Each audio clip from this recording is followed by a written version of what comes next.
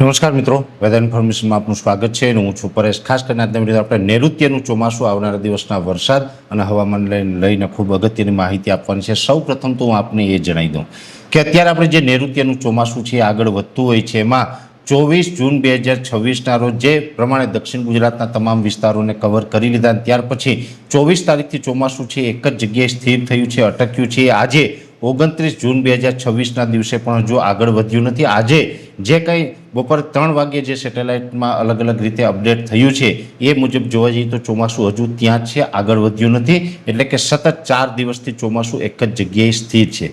જોકે અત્યારે અરબ સાગરની અંદર એક નવો કરંટ આવ્યો છે અને આ કરંટ છે હવે આવનારા 24 કલાકની અંદર ચોમાસાને આગળ વધવા માટે મદદરૂપ થશે. ફેવરેબલ વાતાવરણ બની રહ્યું છે, જેમાં ખાસ કરીને જોવા જઈએ તો આમ તો આપણે ઘણા સમયથી પવનની ઝડપ પણ નોર્મલ કરતાં વધારે હતી. પવનની ઝડપ પણ લગભગ હવે 24થી 36 કલાકની અંદર ઘટે અને પવનની ઝડપ છે એ ઘટીને 12 થી 15 કિલોમીટર પ્રતિ કલાક થશે તેવી શક્યતાઓ છે. એટલે પવનની ઝડપ ઘટશે. અરબ સાગરની અંદર કરંટ આવી રહ્યો છે, જેથી ચોમાસું આગળ વધવાનું છે. જેથી કરીને આપણું જે અનુમાન છે કે 3 તારીખ સુધીમાં દક્ષિણ ગુજરાત અને સૌરાષ્ટ્રની અંદર સારા વરસાદ થઈ જશે અને જુલાઈના પ્રથમ અઠવાડિયાની અંદર ઓલ ઓવર ગુજરાતમાં સારા વરસાદ થઈ જશે. એ જ મુજબનું પરફોર્મન્સ જોવા મળે તેવી શક્યતાઓ છે. હવે અત્યારે જે ચોમાસું નિષ્ક્રિય થયું છે, આમ જોવા જઈએ તો પ્રશાંત મહાસાગરનું તાપમાન પણ ઉંચકાઈ રહ્યું છે, અલ નીનોની કન્ડિશન આપણે વર્તાઈ રહી છે અને એ પણ અત્યારે ચોમાસું આગળ વધી રહ્યું છે ત્યારે ઘણી વખત ચોમાસું છે બ્રેક થઈ રહ્યું છે. અત્યારે જે ચોમાસું રોકાયું છે પશ્ચિમ છેડો એટલે કે જે ગુજરાત તરફથી આગળ વધતું હતું એ તો ચોમાસું રોકાયું, પણ પૂર્વ ભાગ છે એ પણ છેલ્લા લાંબા સમયથી રોકાયેલો છે. જે પૂર્વ ભાગ એટલે કે બંગાળની ખાડી તરફ થઈ અને જે 7 સિસ્ટર જે આપણે આસામ, મણિપુર, મિઝોરમ એ ભાગો ઉપર થઈને જે હિમાલય તરફ ચોમાસું આગળ વધવું જોઈએ એ ચોમાસું પણ ત્યાં અત્યારે રોકાયેલું છે. એટલે બંને છેડા છે એ નિષ્ક્રિય થયા છે. અરબ સાગર અને બંગાળની ખાડીમાં છેલ્લા ઘણા દિવસથી કોઈ મજબૂત સિસ્ટમ ન હોવાને કારણે આ ચોમાસું રોકાયેલું છે. જોકે હવે અરબ સાગરમાં કરંટ આવી ચૂક્યો છે, એટલે ખાસ પહેલાં તો અરબ સાગરમાં કરંટ આવ્યો છે એટલે આ ચોમાસું આગળ તો વધવાનું છે, પણ દરિયામાં ઊંચા મોજા પણ ઉછળવાની શક્યતાઓ દેખાઈ રહી છે. એટલે હમણાં થોડા દિવસ અરબ સાગરમાં કરંટ છે એટલા દિવસ માટે માછીમાર ભાઈઓએ દરિયો ન ખેડવા માટે સલાહ છે.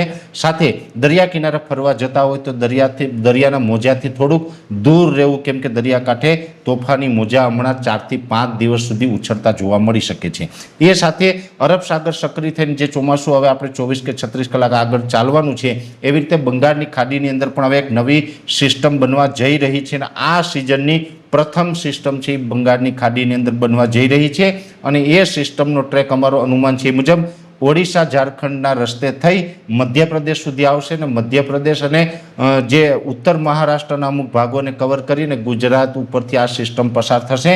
એટલે જુલાઈના પ્રથમ અઠવાડિયાની અંદર વરસાદ તો થશે, પણ બંગાળની ખાડીની જે સિસ્ટમ આવશે એ લગભગ 5 જુલાઈ પછીથી લઈ અને 10-12 જુલાઈ સુધીમાં ભારેથી અતિભારેના વરસાદના રૂપમાં પણ અસર કરી શકે છે. એટલે આ પ્રકારે હવે ચોમાસું છે ધીમે ધીમે આગળ જ ચાલવાનું છે. ઘણા સમયથી અમે આપને જણાવતા હતા કે શરૂઆતમાં ચોમાસું ચિંતા કરાવશે. ખાસ કરીને 15 ઓગસ્ટ સુધી આપણે એમ લાગતું હશે ભલે વરસાદ પણ થયો પણ પાણીની વ્યવસ્થા નથી થઈ, ઓછો વરસાદ થયો. 15 ઓગસ્ટ પછીથી વર્ષનું ચિત્ર છે એ બદલાઈ જશે અને એ પ્રકારના વરસાદ રહેવાના છે. એટલે ચિંતા નહીં કરશો. અને એમાં પણ જે ખેડૂત ભાઈઓને જે વાવણી નથી થઈ, વરસાદ નથી થયો, ઓરવીને વાવેતર કરી દીધું ને બીજા પાણી માટે વરસાદની રાહ જોઈ રહ્યા હોય, આ તમામ ખેડૂતના ઇંતજારનો હવે અંત આવી રહ્યો છે અને હવે ચોમાસું 24 કે 36 કલાકમાં આગળ વધશે અને હવે આપણે 3 તારીખ સુધીમાં સૌરાષ્ટ્ર અને દક્ષિણ ગુજરાત અને જુલાઈના પ્રથમ અઠવાડિયામાં ઓલ ઓવર ગુજરાતની અંદર સારા વરસાદ થઈ જશે તેવી શક્યતાઓ આજે પોઝિટિવ થતી જોવા મળી છે. અત્યારે આ વિડીયોની અંદર એટલું જ. અંતમાં દરેક મિત્રોને વિનંતી રહેશે કે વિડીયોને લાઈક આપીને દરેક ગ્રુપમાં શેર કરી દેવો. જો તમે અમને યુટ્યુબ ઉપર જોઈ રહ્યા હોય તો ચેનલને સબસ્ક્રાઈબ કરજો, ફેસબુક તથા ઇન્સ્ટાગ્રામ આઈડીને ફોલો કરજો. ધન્યવાદ.